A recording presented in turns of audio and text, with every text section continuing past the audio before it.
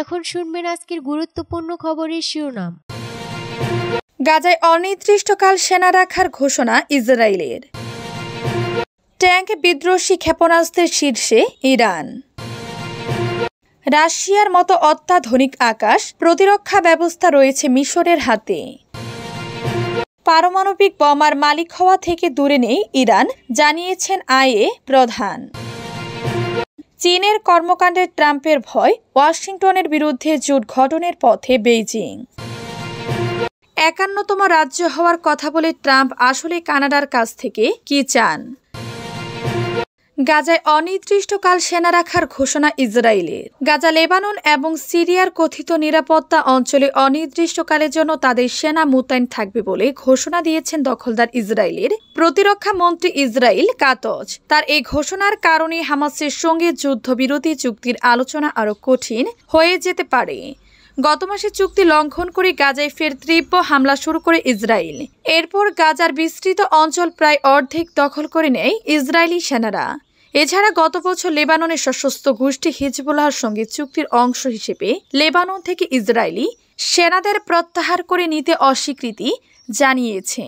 এরই সঙ্গে গত বছরের ডিসেম্বরে সিরিয়ার সাবেক স্বৈরাচার প্রেসিডেন্ট বাশার আল আসাদের পতনের পর সিরিয়ার গোলান মালভূমির আরও বড় একটি অংশ দখল করে নেয় ইসরায়েল।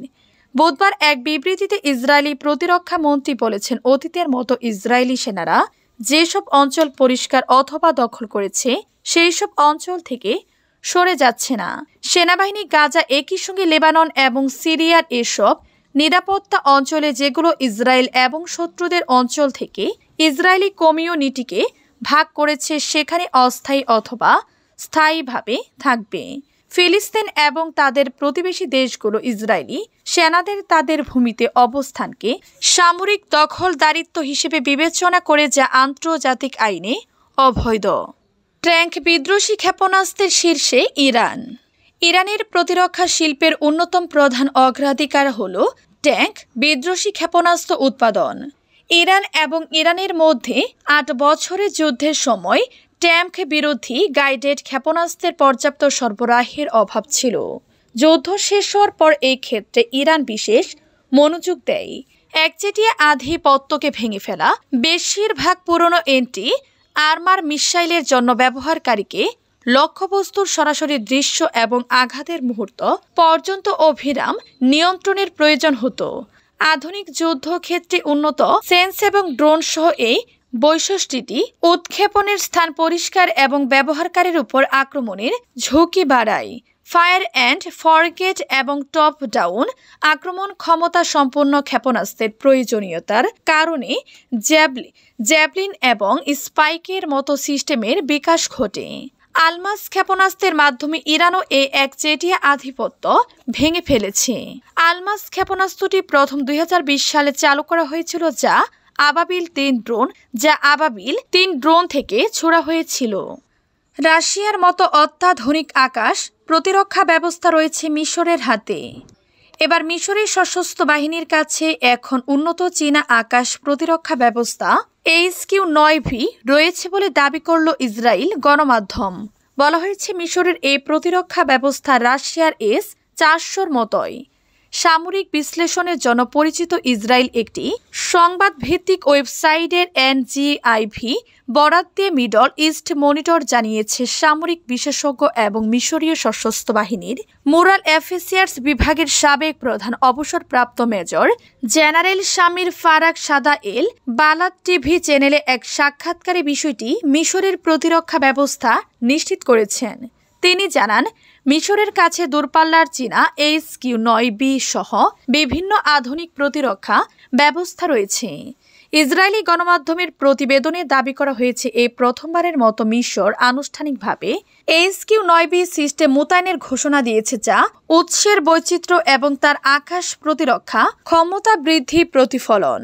প্রতিবেদনে আরও উল্লেখ করা হয়েছে, HQ-9V সিস্টেমের আধুনিক সংস্করণটি উন্নত নব সক্ষমতা সম্পূর্ণ।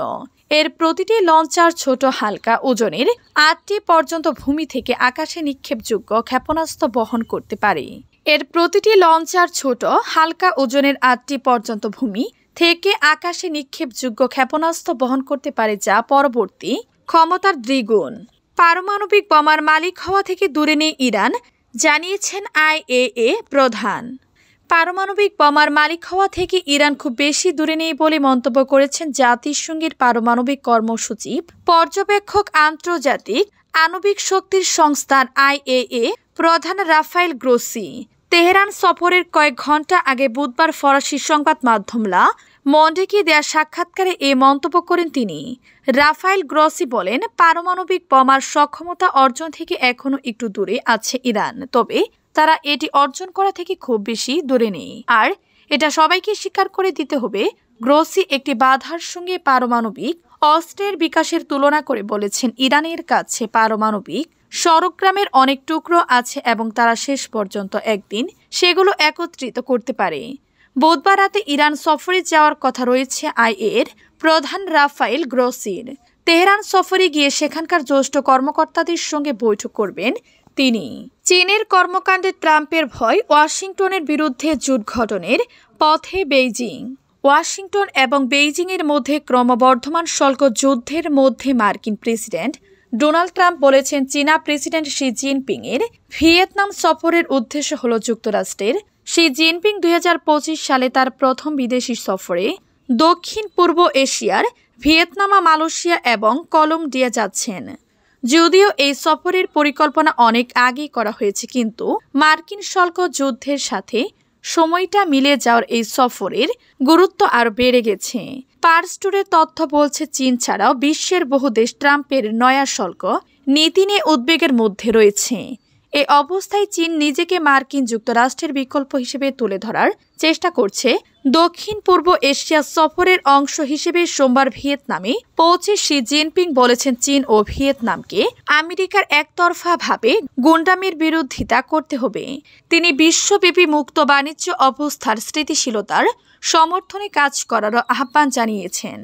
এই সফরের আরেকটি লক্ষ্য হল চীনের আঞ্চলিক বন্ধনকে শক্তিশালী করা এবং চীনা রপ্তানি পণ্যের বিরুদ্ধে মার্কিন যুক্তরাষ্ট্র প্রতিবন্ধকতা সৃষ্টি করছে তার সমাধান খুঁজে বের করা।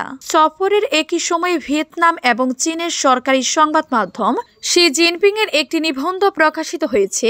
সেখানে তিনি লিখেছেন, বাণিজ্য যুদ্ধ বা শুল্ক যুদ্ধে কেউই জিততে পারবে না। চীনা প্রেসিডেন্টের ভিয়েতনাম সফরের পর ট্রাম্প বলেছেন, ওই দুই দেশের মধ্যে বৈঠকের উদ্দেশ্য ছিল মার্কিন যুক্তরাষ্ট্রের ক্ষতি করা। তিনি বলেন, আমি চীনকে দোষ দিচ্ছি না। 51তম রাজ্য হওয়ার কথা বলে ট্রাম্প আসলে কানাডার কাছ থেকে কি চান? উত্তর আমেরিকার মানচিত্রে ম্যাজিয়াল সিল দ্বীপ একটি ক্ষুদ্র বিন্দু মাত্র, তবে জনবসতিহীন কুয়াশায় ঢাকা পাথরে এই দ্বীপটি বেশ গুরুত্বপূর্ণ।